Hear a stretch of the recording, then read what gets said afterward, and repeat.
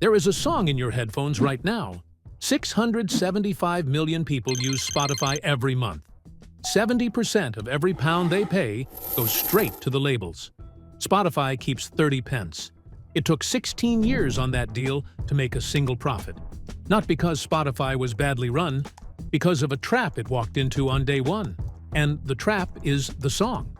Understanding that trap requires understanding something about the relationship between Spotify and the music that made you fall in love with it. Because that relationship is nothing like what you think. Picture the moment you first got a Spotify subscription. Maybe a song you needed to hear again. Maybe a playlist that felt written for you. Maybe a quiet Tuesday, and you were tired of the radio. You handed over your card details. Every month since, a small amount has left your account so quietly you barely notice. In 2024, 263 million people were doing the same thing.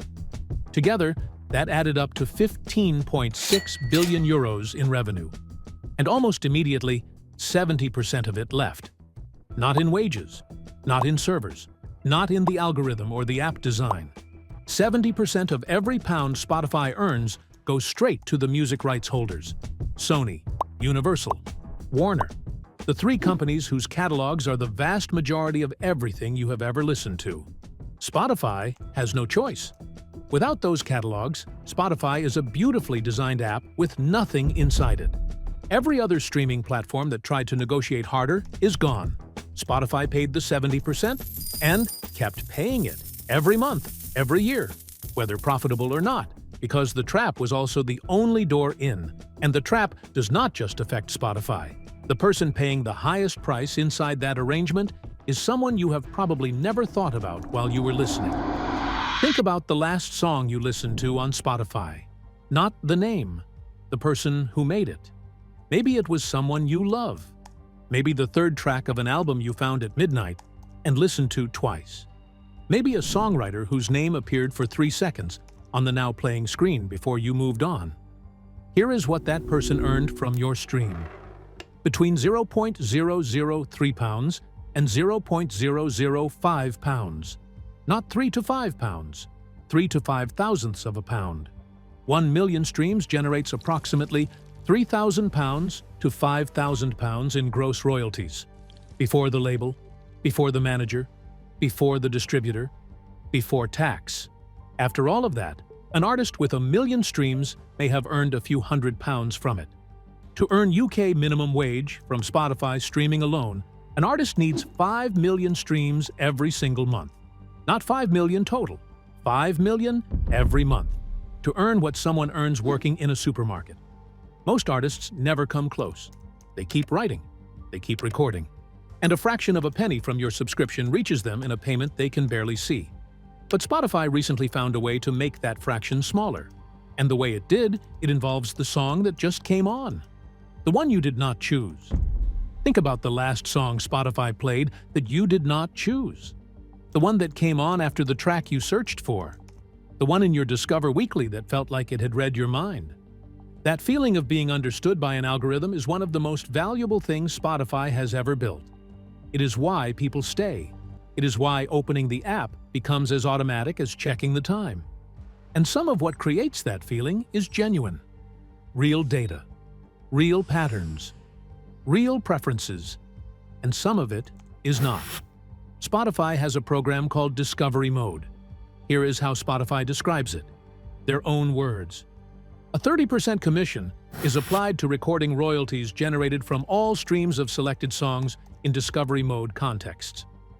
In plain English, artists accept a 30% royalty cut, so their songs appear more in the algorithm. The playlists, the autoplay, the daily mix. They pay, in royalties, for the right to reach you. Some songs are there because the data said you would love them. Some are there because someone paid for the slot. You cannot tell the difference. Spotify does not tell you which is which. And here is the thing that should make you stop completely. The artist earning fractions of a penny per stream is also giving up 30% of those fractions for the privilege of being heard at all. But Discovery Mode was not the first attempt to fix the economics.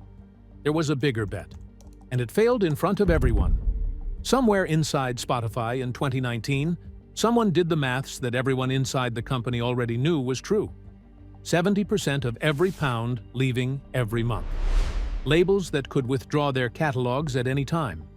A business that had never produced a profit and might never produce one as long as the music remained the product. Every other streaming platform that had tried to build on other people's music was already gone. The only exit was content that did not cost 70%. It signed Joe Rogan. 3.5 years. $200 million. The most listened to podcast on Earth, only on Spotify. It signed the Obamas. It signed Alex Cooper. And then it signed Prince Harry and Meghan Markle. Over $20 million. By most estimates, for a podcast. They made 12 episodes. 12. Spotify parted ways with them in 2023. The Obamas left. The exclusivity strategy was quietly unwound. But here is what that chapter actually was. Not a failed content business. A failed escape attempt. Spotify was trying to build enough non-music content that the label's 70% would shrink as a share of the total. Own the podcasts. License audiobooks at fixed cost. Shift the listener's time. Reduce the effective royalty rate without ever reducing the royalty rate. The escape failed. The shows were not sticky enough, but in trying to escape, Spotify had been building something the labels could not tax, could not withdraw, could not own. Not content, not podcasts, not audiobooks, something worth considerably more than any of them. Think about your own relationship with Spotify. Not the subscription, the habit. The moment you put your headphones in before you have even decided to listen to music. The commute playlist unchanged in 2 years. The running tracks that make the last kilometer feel possible. The album you put on when the day has gone wrong. That is not a consumer relationship. That is something closer to a companion. Spotify holds a map of your emotional life. Every skip, every replay, every song saved at midnight and played again the next morning. Every genre you reach for when you are anxious. And that map, multiplied across hundreds of millions of people, is worth considerably more than the music that was played to create it. Because that map can be sold.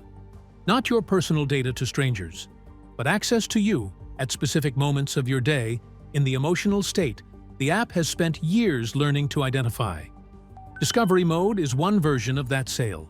The audiobook recommendation is another. The brand behind the playlist you play every Monday morning. The labels own the music.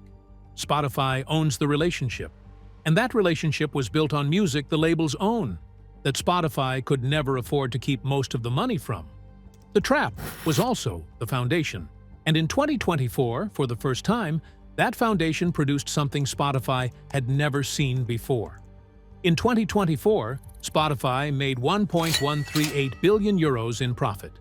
Not quarterly, full year. The first in the company's history. Losses ended not because the labels reduced their rate, not because Spotify won the podcast war. It ended because Spotify got better at earning from the 30%. Audiobooks bundled into the premium subscription at fixed cost rather than percentage royalty.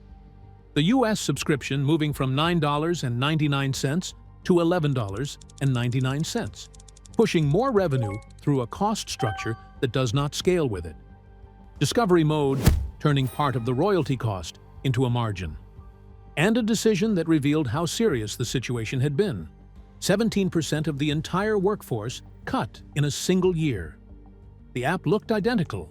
The economics had shifted completely. The labels are watching. They know that as Spotify earns more from the audience beyond music, they will want a share of it. The argument over what counts as music revenue and what counts as something else is already beginning in rooms the listener never enters. The standoff that started in 2008 has not ended.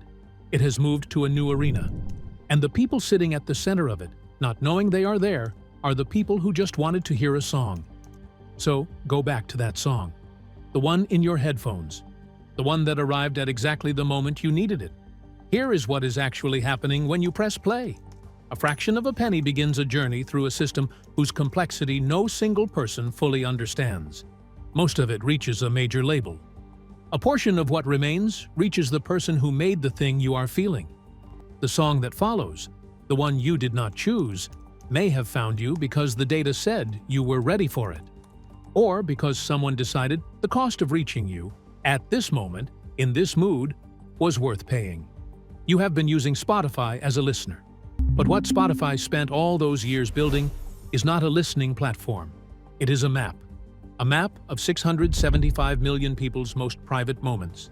The commute, the run, the quiet Tuesday night, and the product they are selling to the people who pay the most is the version of you that only exists when you have your headphones in.